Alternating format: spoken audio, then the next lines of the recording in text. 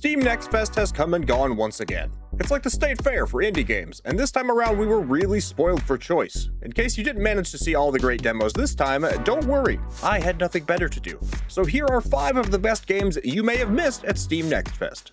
Starting off strong with number 5, it's Corsair Cove. Build your own pirate empire in this new sea-bound city builder RPG. The age of pirates is coming to an end as the Spanish crown sends out bounty hunters and privateers, but you and your motley band of famous names wash up on a strange mountain island determined to build your own cove of smugglers, sailors, and pirates. Manage your population as you gather materials, build supply routes, and construct your city along the sheer walls of the island's cliffs. To keep your rowdy band happy, though, you'll need to make sure that they have what everybody needs to get by. Place to sleep, something to eat, and enough grog to chase off whatever diseases are doubtless spreading through the settlement. You'll also need to construct defenses to stave off the assaults of one particularly stubborn captain, but your reach doesn't end at the shores of your island. You can also construct ships, fund crews, and sail out to explore the seas and do various pirate things, like sinking ships and stealing stuff. The better your captain, ship, and crew, the better chances you'll have to complete various challenges, expeditions, and naval battles you encounter out at sea. These challenges are something of a card game with resource management elements, and completing different kinds of expeditions will unlock new technologies, progress the story, and cement your name as the greatest pirate to ever die of poor hygiene. Jumping over to number 4, it's Iron Nest Heavy Turret Simulator. In the great imperial nation of Castile, you are the operator for an enormous mechanical spider with an even more enormous pair of cannons mounted on it. As the country descends into rebellion and civil war, your job is to destroy the enemies of not Spain by finding targets, plotting trajectories, and blasting them into a paste.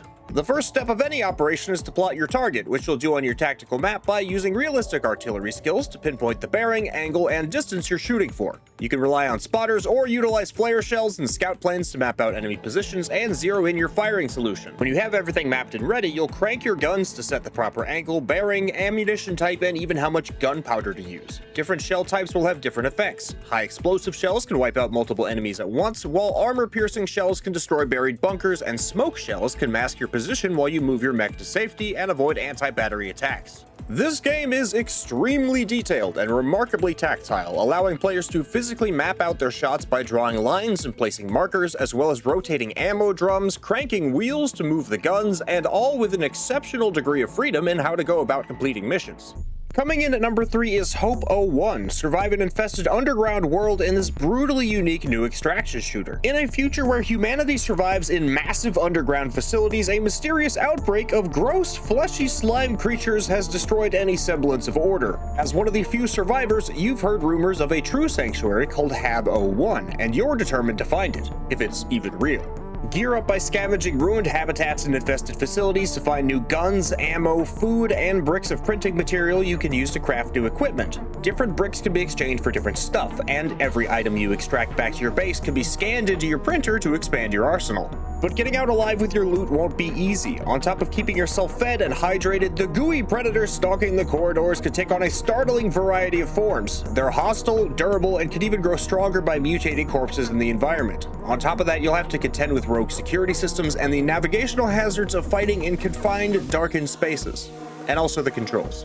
It's a uniquely brutal experience in a fascinating world. There's tons of weapons and items to extract and hoard, plus the side-scrolling style brings a breath of fresh air into the extraction genre. The controls could really still use some work, but this title is immensely promising, and I can't wait to see more of it. Heading over to number 2, we have Welcome to Elderfield. Start a cozy farm in a bizarre world of eldritch nightmares. You are a young resident of the mysterious forest town of Elderfield, a fairly quiet place where things go bump in the night, half the residents are skeletons, and cats can legally own property. After a harrowing experience with worm-faced cultists in the woods, you take up the mantle of the local farmer after the old owner Hans peeled off his skin and had his skeleton grow too big to move. So begins an unusual mixture of Stardew and RPG Maker style gameplay. On the Stardew side of things, you're growing crops, crafting tools, building out your farm, upgrading things, and forming relationships with the local characters such as Frank the talking eldritch cat and Hans the giant skeleton. On the RPG side of things, you're gearing up with weapons, rituals, and armor to engage in turn-based battles with the horrors lurking behind every rock and tree, with the ultimate goal of defeating the worm-faced cultists out in the woods. Each day, a new broadcast will come over the TV, resetting various aspects of the world and introducing a new anomaly. The player can choose to avoid these mysteries or take them on and try and find the truth behind the strange happenings in Elderfield. Good luck with that. The mix of random chance, horror elements, and bizarre circumstances keeps things fresh and suitably weird. While the characters could do with some more depth, the hand-drawn style, lo-fi music, and bonkers situations make this an incredibly impressive project. If you're a fan of horror podcasts like Welcome to Night Vale or just want a Stardew that will kill you in your sleep, then this is absolutely one to keep an eye on. Finally, at number 1, we have Valor Mortis. Battle against Napoleon's undead army in this brutal new first-person Souls-like. Do you remember the French Emperor Napoleon? Well, apparently his skills dip into necromancy, and you are his greatest creation, or something like that. You awaken on a devastated battleground alongside all the other soldiers that died with you. However, the other soldiers are now hate-filled monsters who've forgotten the French strategy of absolute surrender. Not that you're much better, as it appears we also know only violence, but at least we're making a conscious effort to slaughter in the general direction of answers. The demo doesn't get too far into the story, but the visuals and gameplay are ambitious and stunningly brutal. The mechanics are a fluid mix of something like Dishonored and the classic Souls-like formula, with tight parry windows and punishing melee combat. Enemies are monstrous, levels are gorgeous, mistakes are punishing, and victory is entirely dependent on the player's personal skill level. Alongside our impressive saber skills, we can equip pistols and occult abilities like Flame Hands. If you like games in the same vein as Lies of P, Dishonored, or Bloodborne, this is one you definitely don't want to miss out on. Also, as an honorable mention, we have Over the Hill, a chill co-op off-road exploration game where you explore gorgeous countrysides, overcome obstacles, and upgrade your vehicles.